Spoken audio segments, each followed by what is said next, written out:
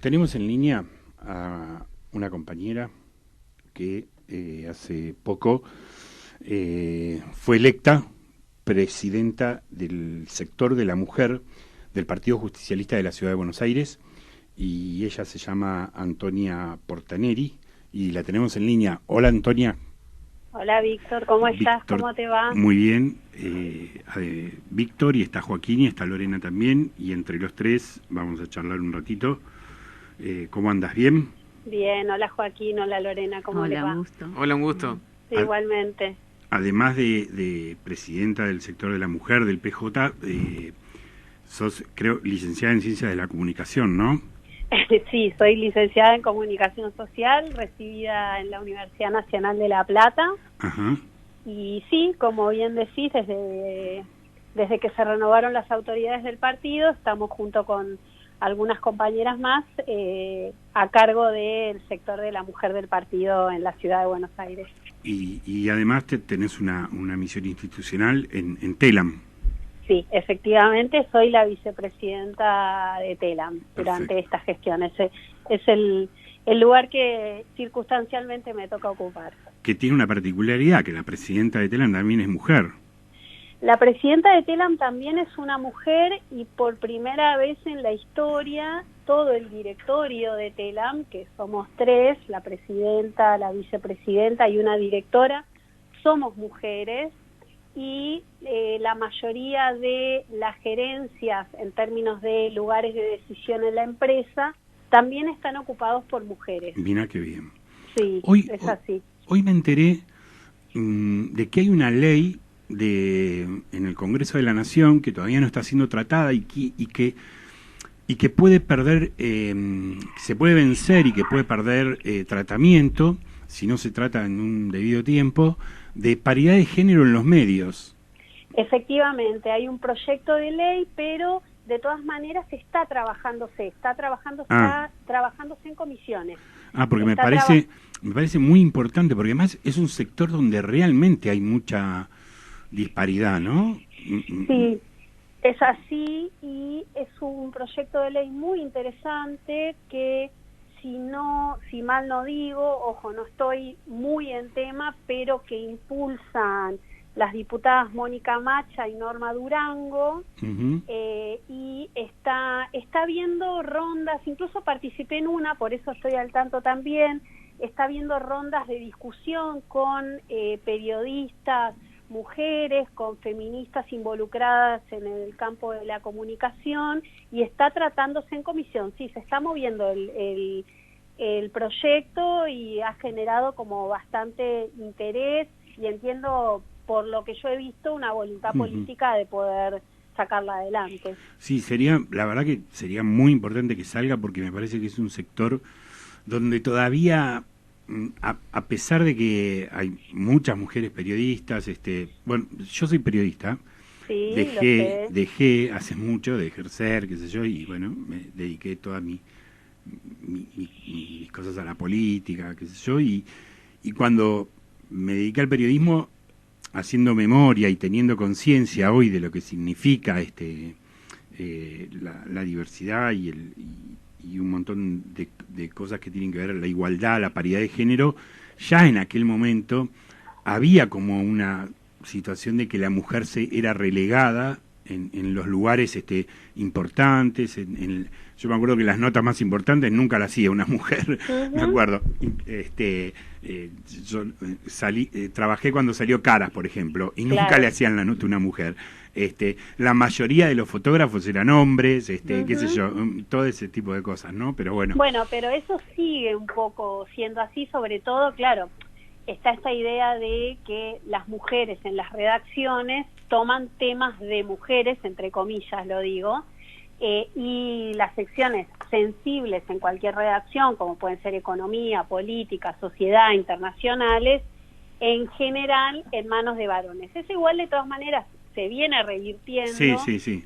Y a mí me parece, me detengo 2 minutitos aquí, me parece, creo que es importante, no solo por la idea del acceso de las mujeres a los espacios de decisión o a estos espacios por los cuales transitan temas que tienen que ver, que son importantes para nuestra realidad en general, sino porque además la verdad es que las mujeres llegando a estos espacios lo que hacen es abrir las perspectivas del tratamiento de las noticias también. Digo, para poner un ejemplo, fue muy importante cuando en los medios de comunicación se dio desde los espacios feministas la discusión de que había que empezar a hablar de femicidios y no de crímenes pasionales. Eso fue un paso muy importante en la comunicación y se da a partir de las discusiones que empiezan a dar las mujeres accediendo a estos lugares, digamos. Entonces, digo, me parece que es muy importante en ese sentido. Sí. Por iniciativa del sector de la mujer del Partido Justicialista, todos los integrantes que formamos parte del partido tuvimos que hacer la formación Micaela, ¿no? Que es debido a la ley Micaela. Nosotros ayer lo hicimos en nuestra comuna y la verdad que es algo inédito y algo, me parece, que el primer partido que lo hace, ¿no? Del Partido Justicialista en la ciudad. Y ¿qué te parece a vos? A mí me parece, te digo que me pareció repiola, lo estoy haciendo 2 veces. Ayer la tuvimos ahora Barrancos, y me parece algo, hasta te diría innovador, revolucionario, me parece muy piola, darle una perspectiva de género a los partidos, ¿no? Absolutamente, absolutamente, porque, bueno, en principio fue cuando, junto con la compañera que asumimos, yo como titular y ella como adjunta en el espacio de la mujer del partido, bueno, en principio es la primer propuesta que le hacemos a la conducción del partido, a María Rosa Muñoz y a Mariano Recalde como presidente y vicepresidentas del partido.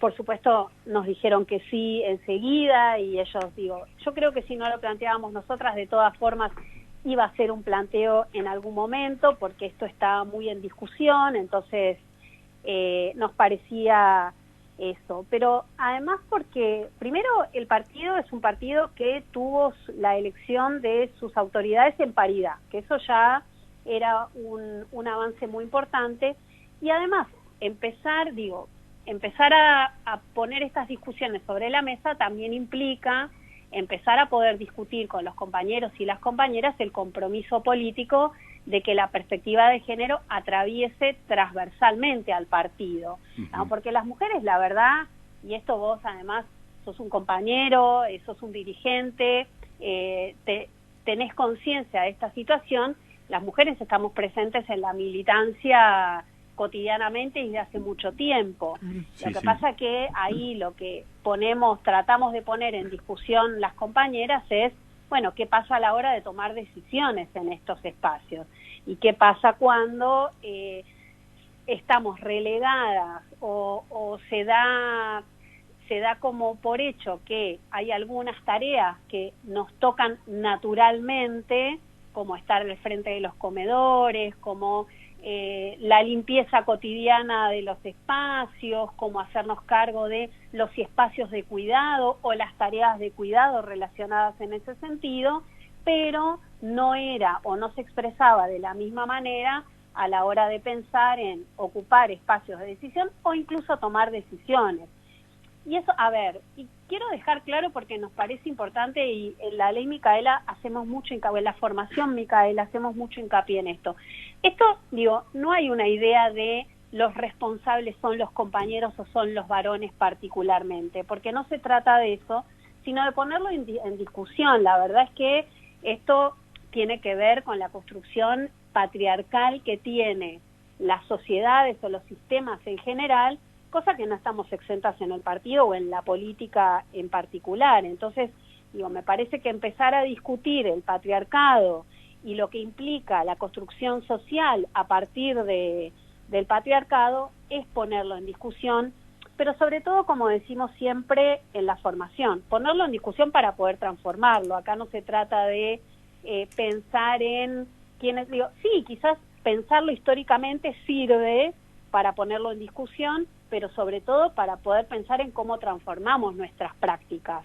La verdad es que la formación está orientada a ese lugar, a historizar un poco, conocer de qué hablamos, para poder transformarlo, para poder empezar a pensar prácticas políticas más igualitarias, claro, que nos tenga en cuenta por igual.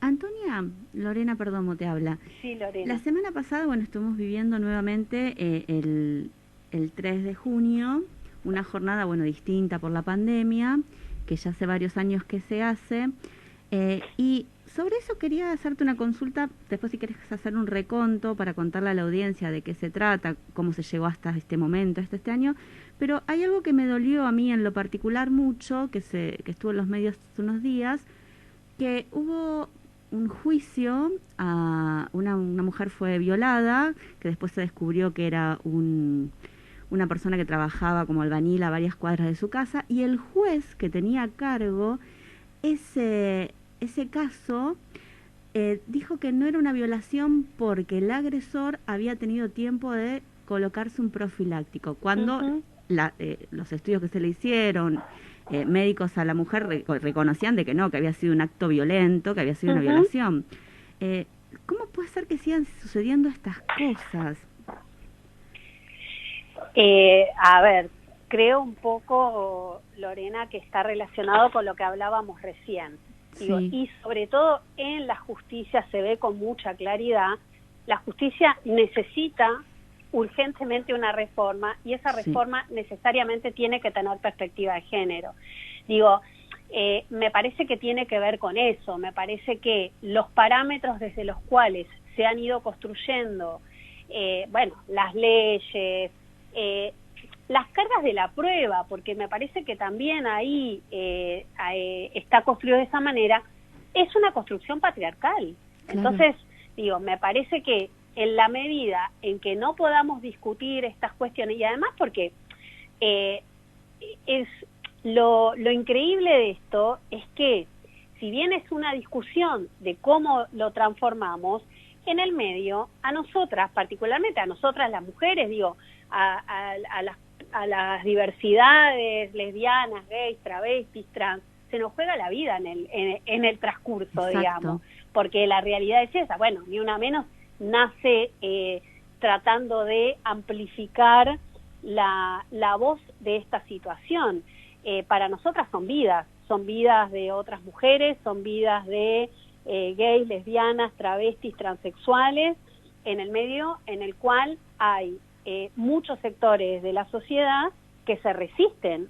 No solo que se resisten, sino que yo creo que en el avance que ha habido en este último tiempo también de las mujeres y de las diversidades en pos de la conquista de sus derechos, yo creo que estas situaciones se recrudecen, porque me parece que la idea de la pérdida de privilegios para algunos sectores implica que estas situaciones se van recrudeciendo también como respuesta a ese avance. Entonces, por eso me parece que es urgente que podamos poner sobre la mesa estas discusiones para poder ir viendo cómo las vamos deconstruyendo, porque esto que te digo, a nosotras en el medio se nos va la vida, y esto es una realidad, digo, no es, puede sonar casi como una consigna, puede sonar casi como una verdad de perogrullo, se diría, pero esto es una realidad objetiva.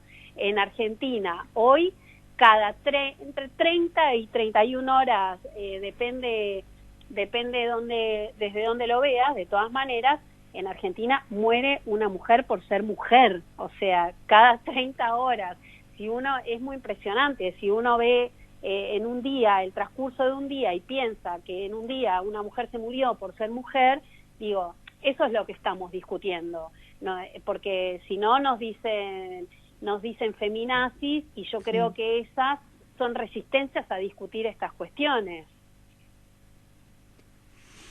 Sí, la verdad que ese caso fue muy llamativo, ¿no? Pero también me parece que, viste que también siento que, está bien, la justicia necesita una reforma y necesita también tener una mirada de diversidad, de género, de paridad, pero también tiene que tener un poquito de sentido común y también va la mirada individual de cada persona, ¿no? Porque los jueces también son personas, ¿no? Individuos.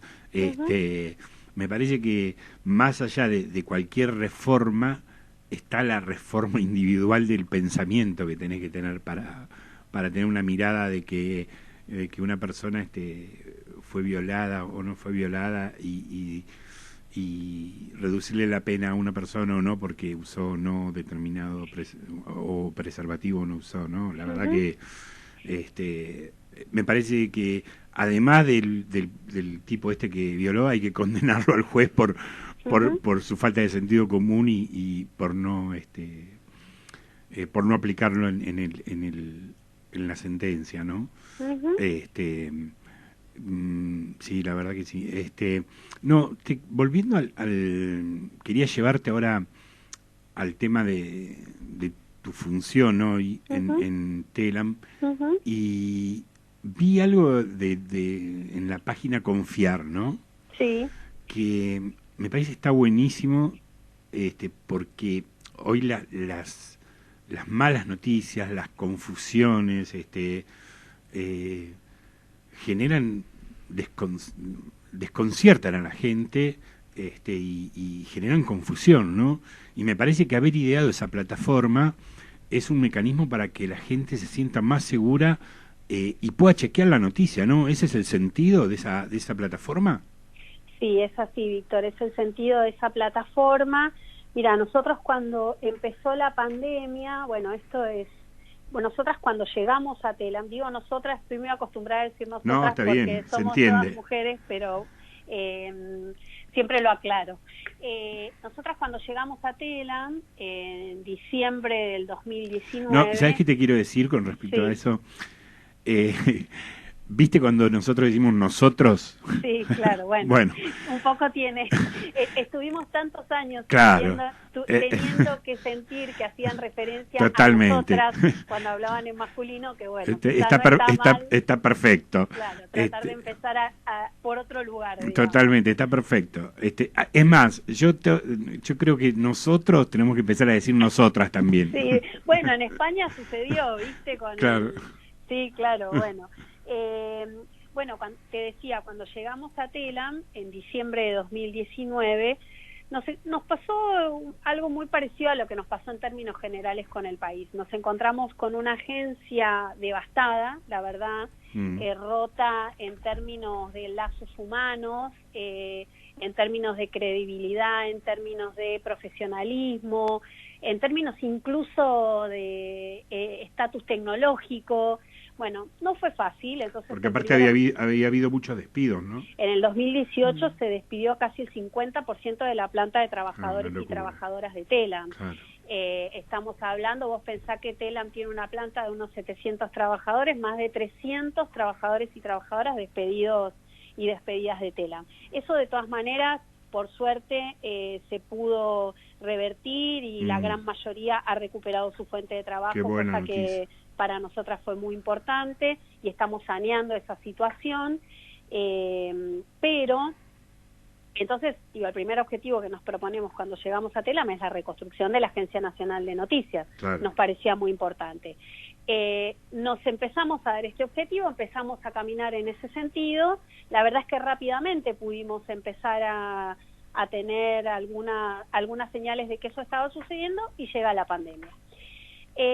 No dejamos de lado el objetivo de la reconstrucción, pero rápidamente tuvimos que proponernos otros objetivos. Y una era, viendo cuál era la situación, tratar de transmitir de manera veraz y tratando de llevar certidumbre a la población la información. Entonces ahí tomamos dos medidas muy concretas. Una fue la creación de la plataforma Confiar y otra fue la liberación, o sea, la gratuidad de la cablera. La cablera es el corazón de Telam. Sí. Y lo que hicimos fue, la cablera hoy está abierta desde que empezó la pandemia. ¿Qué quiere decir abierta? Que todos y todas en general tienen acceso gratuitamente al servicio de la cablera. La cablera es un insumo centralmente para los medios de comunicación, así ha sido históricamente.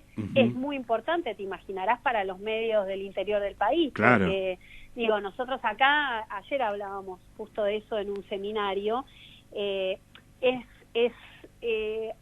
tratamos de corrernos de la idea del pensamiento de la centralidad de Buenos Aires para poder pensar esos proyectos, claro, porque somos un país federal, porque Telame es la agencia pública de noticias, porque hay muchísimos medios del interior, gráficos, radiales, digitales, medios comunitarios, medios de gestión social, medios comerciales que necesitan el servicio y lo han usado históricamente. Durante los 4 años de macrismo, la verdad es que fue una complejidad para los medios del interior porque empezó el acceso, no resultaba igualitario porque tenía una tarifa alta, una tarifa costosa, que hubo muchos medios que no pudieron hacerle frente, teniendo en cuenta, no sé, pensaba una cooperativa, empezó a pagar casi, ¿cuánto? Un 400% más de luz y no podía, claro, tuvo que dejar de utilizar ese insumo fundamental para ellos en poder seguir, no sé, sosteniendo a los trabajadores y trabajadoras de una cooperativa. Entonces, digo, nos pareció muy importante en el marco de la pandemia, además de que nos estamos empezando a pensar en darnos una política para los medios de gestión social específica, pero durante la pandemia el acceso a la cablera es abierto y gratuito. Y después la creación de Confiar, fundamental poder aportar a la tranquilidad, a la certidumbre de la población. Además, digo, la pandemia trajo consigo la pandemia de la información, claro, mejor conocida como infodemia. Entonces, nosotras nos pareció que era fundamental el rol de la agencia para poder combatir la infodemia. Entonces, una de las cuestiones que nos propusimos en Confiar, en acuerdo, por ejemplo, con el CONICET, entre otros organismos, porque nos parecía muy importante generar confiabilidad, teniendo en cuenta que el aporte fundamental que creemos que se puede hacer es la certidumbre y la tranquilidad en tanto a la información, asociarnos con organizaciones u organismos con trayectoria en el tema, sobre todo en lo que tenía que ver con la información relacionada a la situación sanitaria o epidemiológica de nuestro país. No, me parece la verdad muy piola, la uso siempre, cada vez que tengo dudas, y me encanta y me parece un elemento de mucha utilidad, así que los felicito a todos los trabajadores, a ustedes que le idearon. La verdad que te deseo mucha suerte en esta tarea en el PJ, de tratar de cambiarnos a todos, sí, o por lo menos de darnos los elementos, y que nosotros podamos cambiar a todos, o también darle los elementos a todos nuestros compañeros. Digo, abrir la cabeza no es una obligación, digamos, tiene que salir desde el corazón y tiene que salir desde la sinceridad de cada uno. Pero para eso también hay que darle a cada compañero y también a cada compañera elementos para discernir y para poder evaluar que es conveniente hacerlo, ¿no? Eso es fundamental lo que decís, Víctor, por eso las formaciones. Claro. Nosotras creemos que las formaciones, sobre todo, lo que tienen es que poder generar herramientas para que los compañeros y las compañeras puedan empezar a pensar y pensarnos a nosotros mismos, claro, porque eso también es muy importante. El patriarcado no atraviesa solamente a los varones, claro, nos atraviesa a todos y a todas. Entonces, digo, poder empezar a adquirir algunas herramientas para pensar y pensarnos en esa clave nos parece fundamental. Bueno, ahora, como bien vos decías ayer, la idea es la formación, replicarla en las 15 comunas de la ciudad, que las compañeras que integran las secretarías de la mujer de todas las comunas, en cabeza de ellas, porque nos parece muy importante que tengan características propias de lo territorial, que eso está en cabeza y cuerpo de los compañeros y las compañeras que caminan el territorio cotidianamente. Es importante que tenga ese componente. Entonces, en las 15 comunas de la ciudad, la idea es replicar la formación para los compañeros y las compañeras del partido. Bueno, Antonia, te agradezco todo el tiempo que nos diste, te deseamos mucha suerte en las dos tareas que estás llevando adelante y te vamos a llamar muy prontamente para cuando querramos abordar los temas de géneros y diversidad. Cuando quieran, Víctor, a disposición. Muchas gracias a ustedes por llamarme. Bueno, muchas gracias, Antonia. Un abrazo. Un abrazo. Muy bien. 15:30, hacemos un separadorcito y seguimos.